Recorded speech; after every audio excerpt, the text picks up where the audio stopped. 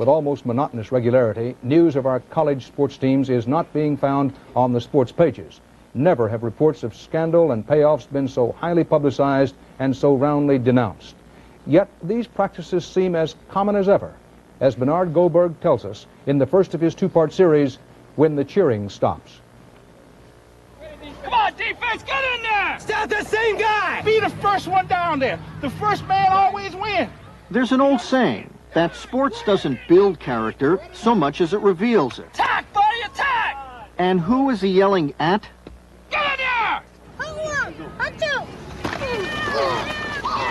At the ripe old age of 7 years old, they are learning an important lesson. That sport in America, even pee-wee sport, can be very serious business.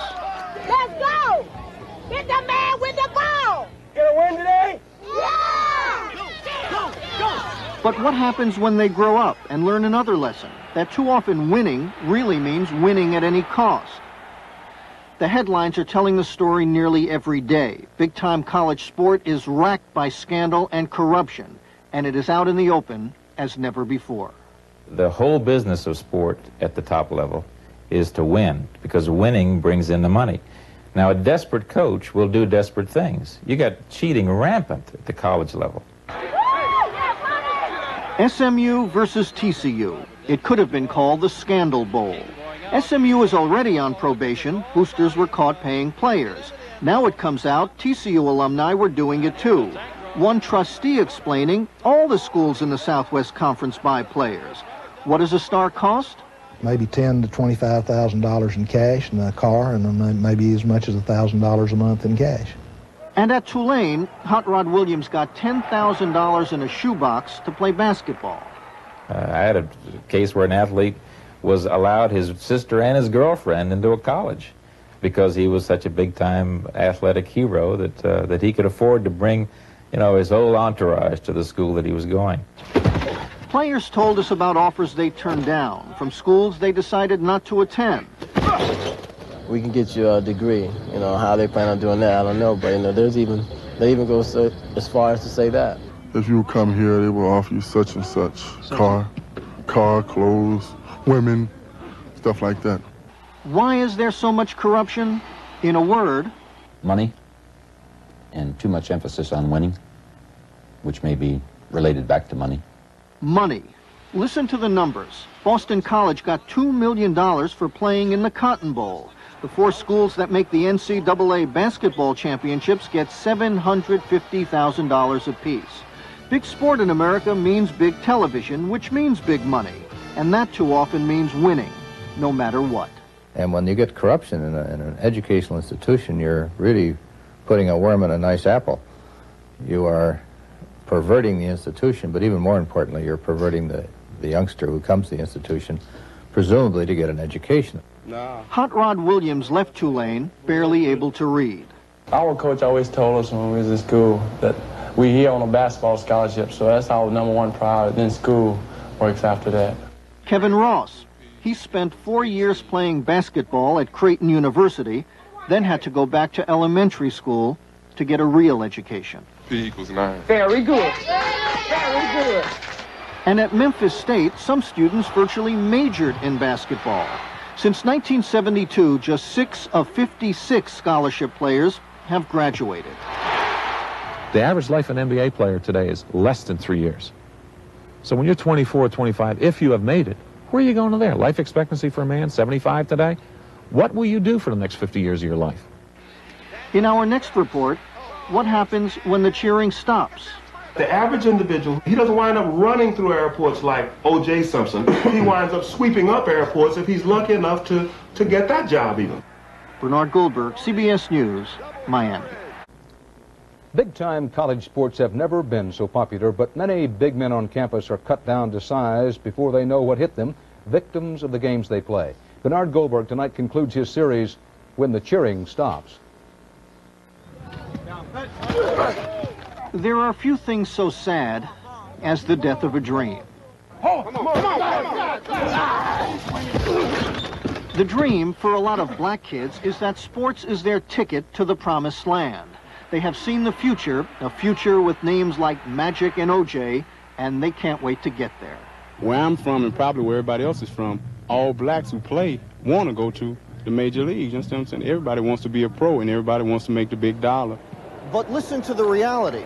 In all of America, there are just 1,400 black professional athletes. Just 1,400 in all of America, in all of sports. Fewer than 2% of the kids who play college ball ever get a pro contract. And if they do, it's a short life. The average NBA career lasts just 3 seasons, 4.5 in the NFL. The average individual, he doesn't wind up running through airports like O.J. Simpson. He winds up sweeping up airports if he's lucky enough to get that job even. It's being called a national disgrace. Athletes who go to college and learn virtually nothing. 3 out of 4 pro basketball and football players have not graduated from college. College coaches often encourage them to take worthless courses, jock curriculum. Courses like backpacking, theory of movement, how to climb a mountain, how to swim, beginning football, rugby, tennis. Nothing that was going to be substantial for me to deal with reality in the real job market. Dwight Slaughter, a star basketball player in college who couldn't make the pros. He had no other skills, no diploma. Today, he's trying to learn computers. Leonard Gray made the pros just 3 years in the NBA. Then he was through. You're out of the business that you had practiced for 15, 20 years of your life. Okay, what do you do now? Now, we're talking crisis time there. Crisis time is what brought them all together. All former star athletes whose glory days have passed them by. When most other careers are just taking off, theirs are finished, over the hill at 25. George Tucker was drafted by the LA Lakers. He was cut before the first game. I have no degree, I have no job skills. I've been playing basketball since I was 7 years old. Been playing summer basketball, so I never really had a serious job, so I don't have a trade. So now I'm thrown out here into the business world, and I got to go for what I know, and which is basically shooting hoops. That's all I really knew how to do. Most kids had to go to civics. I didn't have to go because I was Speedy Thomas athlete, and it starts there. They actually program in that direction. You're a football player, we'll pass.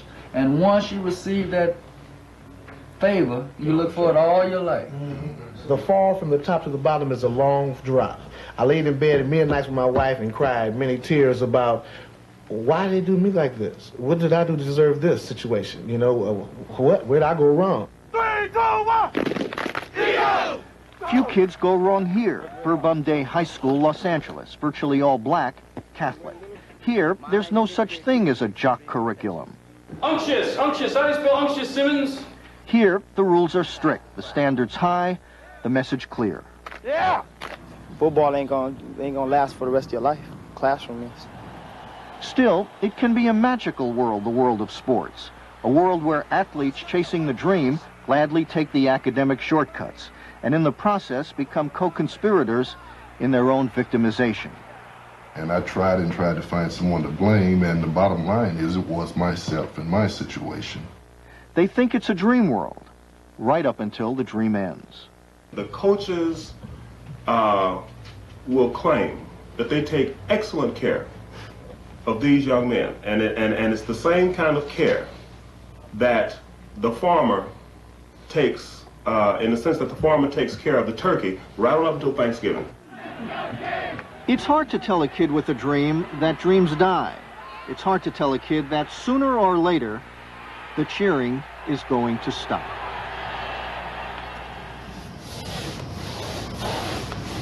Bernard Goldberg, CBS News, Berkeley, California.